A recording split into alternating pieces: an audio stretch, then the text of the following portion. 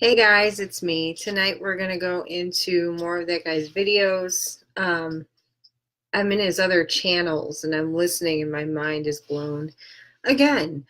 Um, Tonight we're going to go into the origins of like the cult stalking.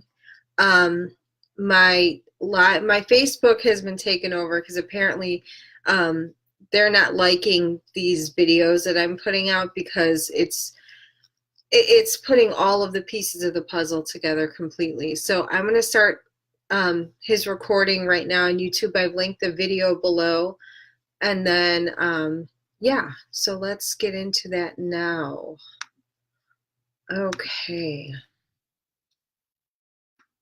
The crucifixion to not only Emmanuel, it happened to his wife, the Magdalene. It happened to their children. It happened to his mother, his friends, his apostles. In other words, all of these people were crucified. To be crucified is to be ritualistically tortured and programmed. This is an attempt to break a person, especially people who the cult would rather have under their influence. From the Vatican's centuries of experience torturing people to death, they have found it's better for them to get opponents to join with them instead of killing them. Because when they kill people, this creates martyrs. And martyrs inspire other people to do what is right. While a broken person who sides with the enemy basically tells everyone else that siding with the enemy is the right thing to do, or the only thing to do, which it isn't. Hold on one second, man, all right? Yeah, what? Yeah, in 5 minutes. I'm almost done. So to break a person is also known as crucifying someone, or to unjustly torture that person until their will is broken. So when this crucifixion ritual happens, it happens slightly differently for every person it happens to, but the results are often the same. The Vatican plants the target, then the cult leads them on this chase where the victim is stalked, tortured, and manipulated by the cult. So in the Bible, we had a depiction of Christ carrying his cross. First, he was beaten to the pulp. Then he's released from prison to go on this long walk and carry his cross, usually to the top of a hill, and then be nailed on it. And if you look at the artwork through the centuries depicting Christ carrying the cross, you'll see a consistent theme. The people around Christ are usually shown to be ugly, insane, or sadistically happy about the situation. Could it be that this is actually the cult tormenting him? In today's executions, usually most normal people are respectively quiet about the affair. Everyone usually remains quiet and orderly while they execute criminals. In other words, since they're about to kill somebody, screaming and going crazy on the criminal is kind of ridiculous when they're planning to systematically murder them. So we have JC, whose biggest crime, besides being an outspoken critic of Rome and a revolutionary leader, is healing the people on the Sabbath day. Now, does that really warrant such wrath from the would-be locals and everyday people, or is there something else going on there? Yes, this guy stood up against a demon cult who want to make him as insane and loveless as they all are. So this is symbolic of a stalking ritual, which is the big hobby and pastime at the Vatican, along with the agency. They burn people, they crucify people, they torture people, and they stalk people until they get them to do what they want. So people get nailed to their crosses in all sorts of ways, and it's mostly centered around programming. Peter, he was tortured until he denied Christ. They tried to get the Magdalene to take another husband after dividing her and Emmanuel. They tortured her the same way they tortured Christ, because the Magdalene was one of the female Christs. Now, since this whole breaking couples up and then breaking people's hearts is a big Illuminati or Vatican practice, I want to talk about this for a moment. There's this older movie that was French-Canadian, I believe, and it's called Eliza's Horoscope. They knew a few things about these rituals, so I recommend seeing this movie. But it's basically about a girl who meets a young man, and even though she falls in love with him and knows he is a good man, she is drawn to find another and goes on a hunt for the man of her horoscope. So she goes out on a few dates with some men who are rich, with some men who are good looking. But after she spends a little time with them, she notices they are plants, or they're not right in some way. Once she finally figures out who her true love is, which is the young man she's known all the time, she goes back to the little room he's rented and finds that he is now gone. He had waited for her for some time, but since she didn't come back, he decided that he couldn't wait forever for her. And since he is without his love, he is without his woman, he basically gets destructive. And he and some other guys decide to blow up a bridge or something in opposition to the government.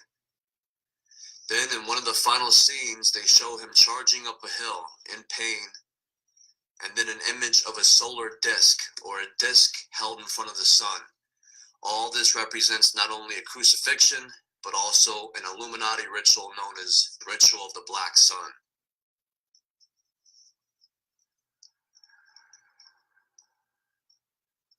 So it's very sad, especially when Eliza returns to look for him, but only finds a note that says he couldn't wait, and he signs it with, "See you in the sun," which means see you in the crucifixion.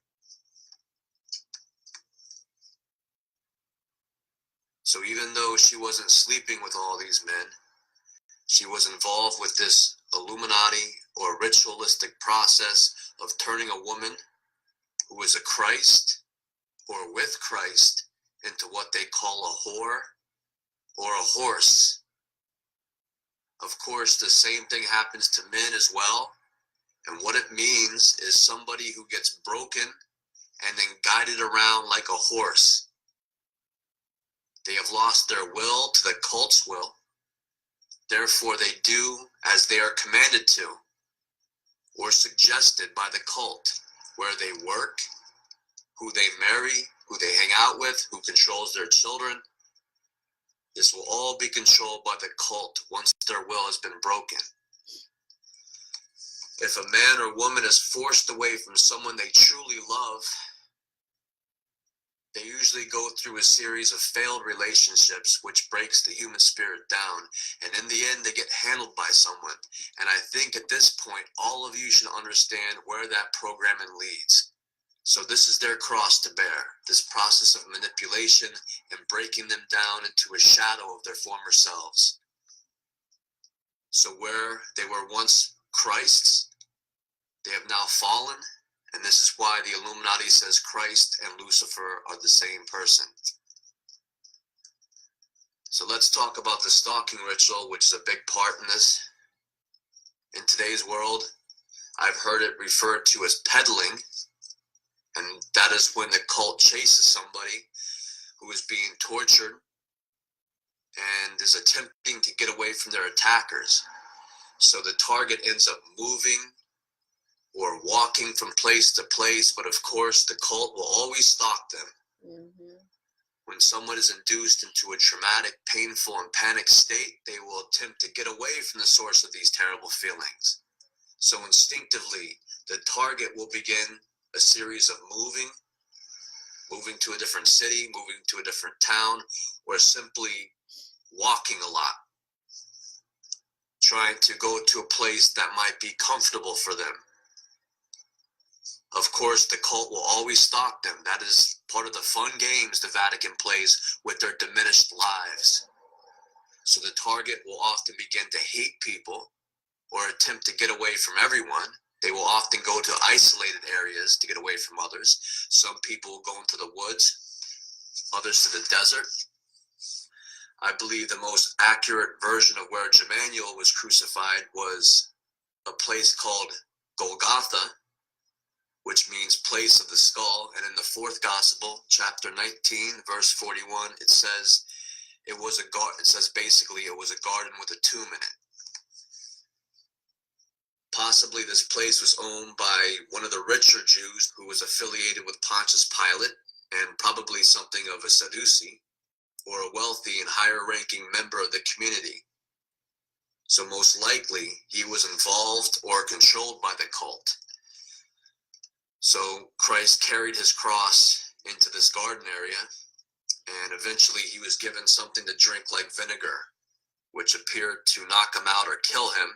In any case, the Roman soldiers said Christ appears to have died there soon after.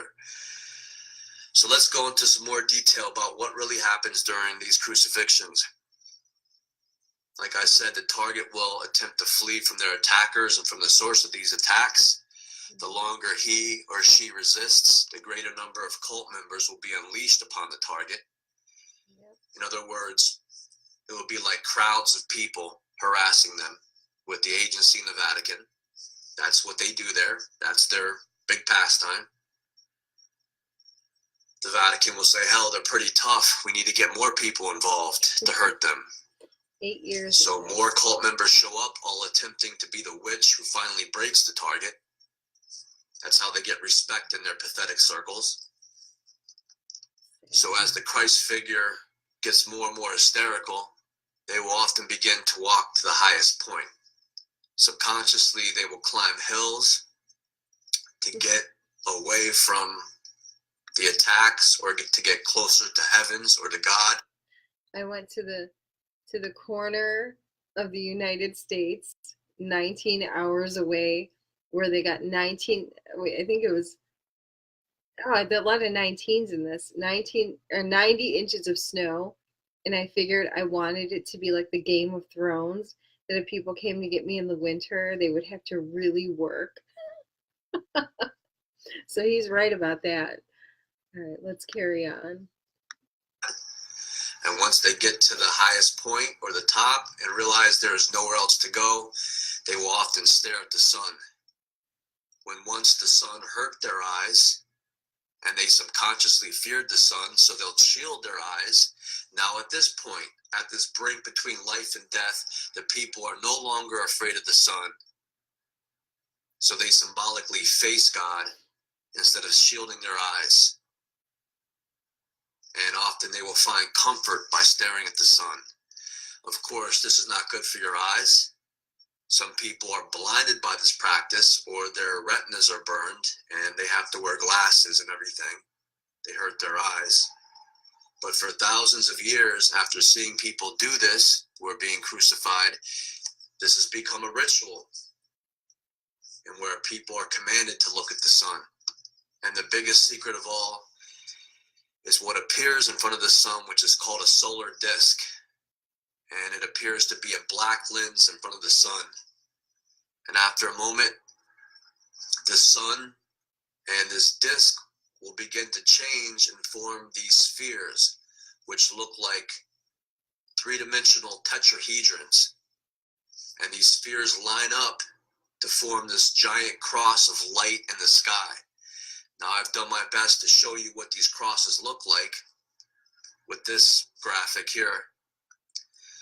Many people have gone through this ritual, have seen this, and this is the cross associated with the crucifixion and one of the biggest mysteries of the Illuminati.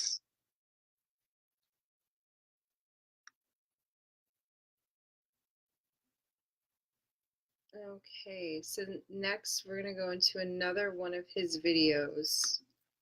Let me get in there really quickly. All right, and it's called, after the crucifixion, he has the resurrection. And that video, hold on. She is going to remember the resurrection. Okay, so he covers more about the resurrection, which is like the CIA's rebuilding of their people after they've crucified you. Here, let's just get into that. I want to distinguish this from the Vatican CIA's born again process, where the big emphasis is on being changed, and it's often symbolized by a monarch butterfly or a silence of the lamb's moth or something like that. So the born again process within the Vatican agency is the classic vampire story where someone is bit by a vampire, dies, and then is reborn as a vampire. Yeah. Now, I don't know from personal experience, but I'm guessing that most of these agency and Vatican types get planted, and then they go on this little ego stroking and self-serving episode where they symbolically grow little fairy wings and then skip around using their demonic powers to manipulate people for their own selfish gain. After some time, the cult will then introduce themselves and show the novice witch, as it were, that there is a price to pay for their witchcraft powers. So the older witches will gang up on the younger witches and hurt them with superior powers, and then introduce them to the lonely, loveless, and dead life, where the only relief is hurting naive people and bringing them into the cult. So that is the simplified process of being changed or dying and being reborn with. And I was actually told in 2014, when my handler first came in, he had specifically said that that these people, from the minute that they wake up to the minute that they go to bed, all they think about is doing evil to people nonstop. That's like their entire focus is just like destroying everybody around them. And he said that the only time that they get relief is when they're pretending and luring someone into what they're into, and like pretending to go on dates, pretending to love. But these people don't know how to love at all. So everything that this man has seen and says is everything that I have personally went through and witnessed. I've never heard anyone else describe it so perfectly. But let's carry on with the resurrection now. Within the witchcraft demon cult, the Vatican, the CIA. Now, I want to be real clear about this, because I don't want any of you thinking that most of the Vatican or the CIA put up some type of epic fight. From my experience, most of them went right along with these terrible powers from day one. Mm-hmm. So most of them had a big-time God complex. The Vatican and the CIA is basically just one big mental hospital where all the patients think they're God. Mm-hmm. That's what I see. Lots of the Vatican, CIA operatives seem to be slightly below average intelligence and go right along with the program like a duck takes to water. Yeah. And more than that, they seem to enjoy it all. They love it. And of course, these will be the most successful people within the Vatican, CIA, and world power structure. Others, the ones who actually put up a fight, the Father Damians and so forth, they're lucky if they get a job mopping the floors once they get done fighting the battle of their lifetimes.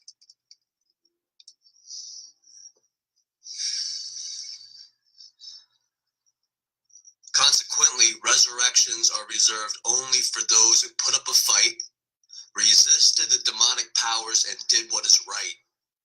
And if these people, due to enormous pressure and exhaustion, happen to stumble, they can always get back up and fight again.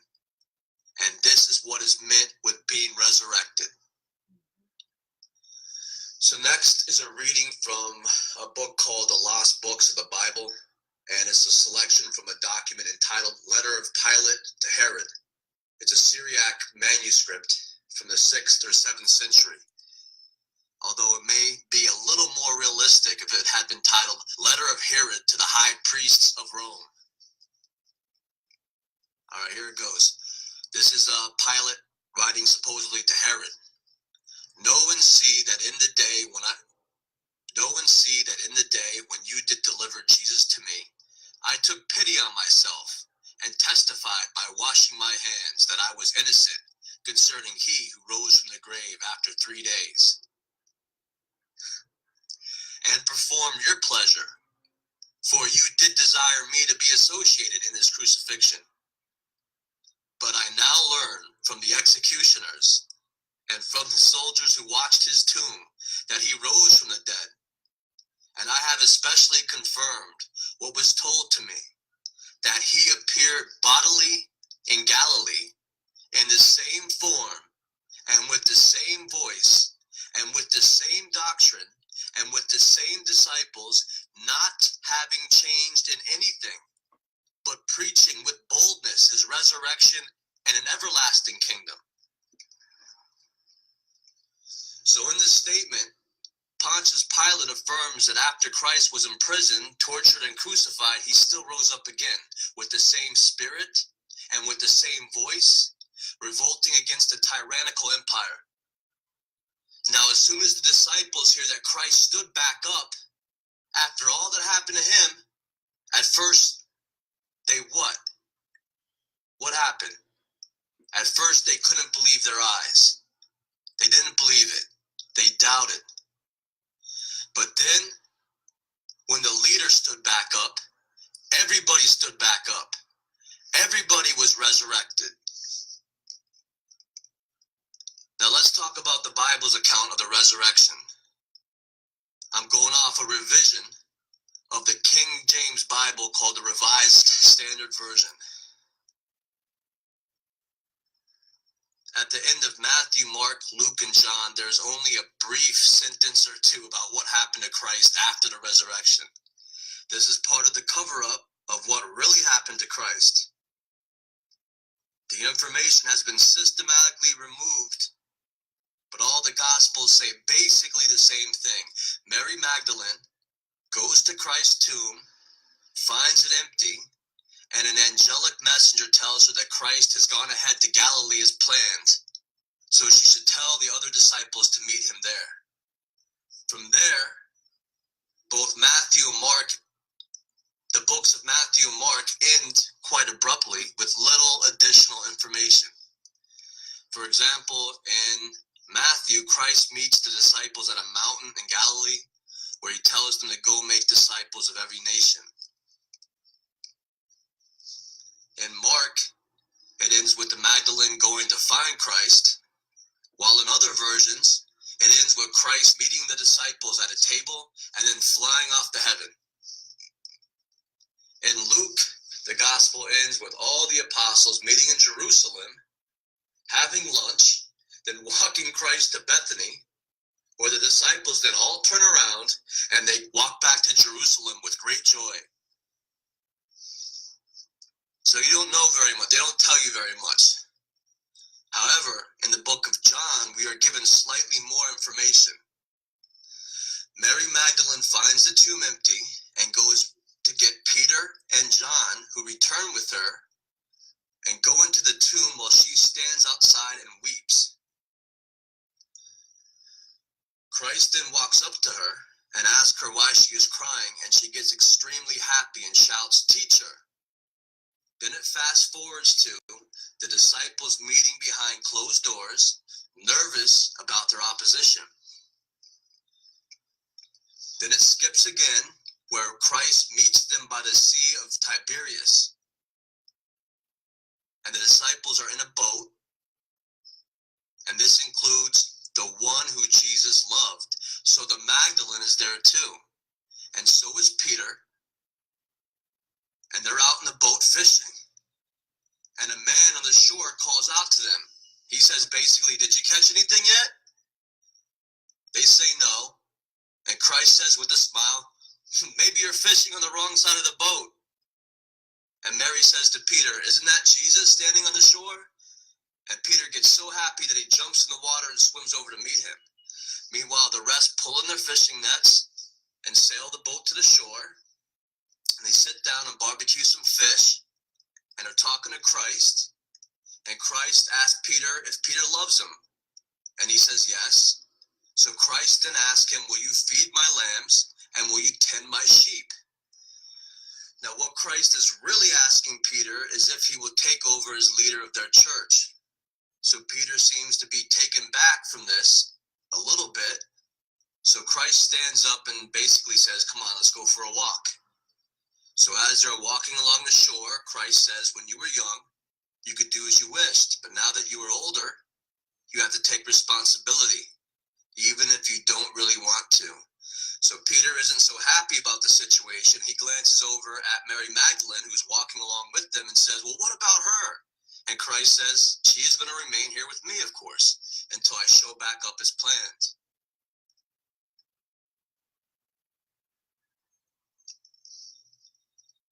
So Mary, Christ, and their children took one of these ships and sailed across the Mediterranean Sea and landed in Marseille, France, where there were settlements, where Emmanuel and the Magdalene had friends and family.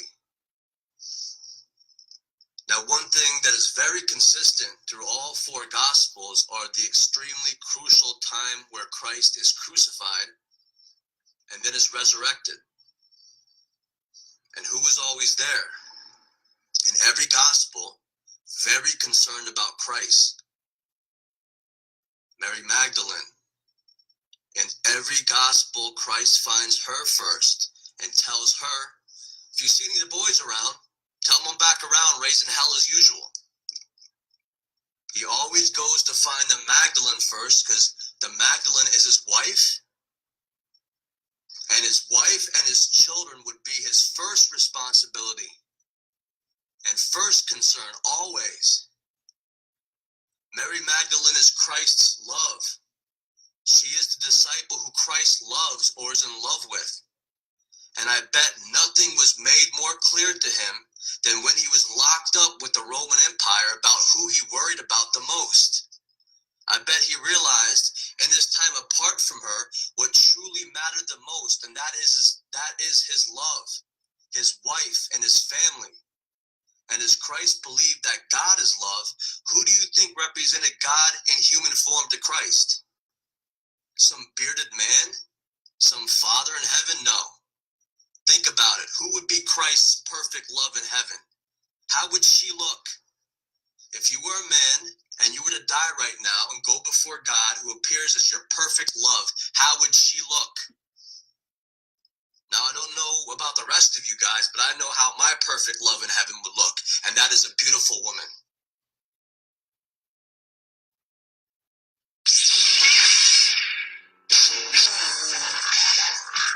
Oh, and that is it. Okay. It was an autoplay.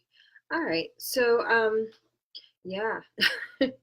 So I'm starting to find out that, it's funny because when you're targeted, all of a sudden come on, it keeps messing with my video. You have the government, you have cults, you have churches and groups and schools and individuals and police and all kinds of people targeting you. But what the conclusion I've come to is that they're all just cult members strategically placed in the world, and it's like these people, everything that they're doing to us is part of a grander ritual. And they almost learn how to monetize it and make money in the RHIC and racketeering and that, and to keep their operations going. But the more I look at this, it's literally just cult stalking. That's it. That's why there's so many different groups of people. They're just one cult. And that's also too why I like Leah Remini with the Scientologist, everything that she covers, it's exactly the same. It could be the Scientologist, the OTO, the Catholic Church, and mostly how it's run with the CIA and the Vatican. The CIA is mostly the Mormon, Jewish, Israeli mafia type. And then the Vatican is, the Catholics, and that's why they have like Polish and other kind of people, infiltrating there also. But they work hand in hand. So when he brought up the Sadducees and the Pharisees, it's basically the same branches, as it is now, and the Romans and all that kind of stuff. They all work hand in hand. There's no separation between any of them. One can't do anything without the other. So, yeah. All right, guys. Well, I hope you enjoyed today's video. I am going to go. I'm happy I was able to get this live out there. They have gone in and done something crazy with my Facebook today. Who knows? All right. Bye, guys.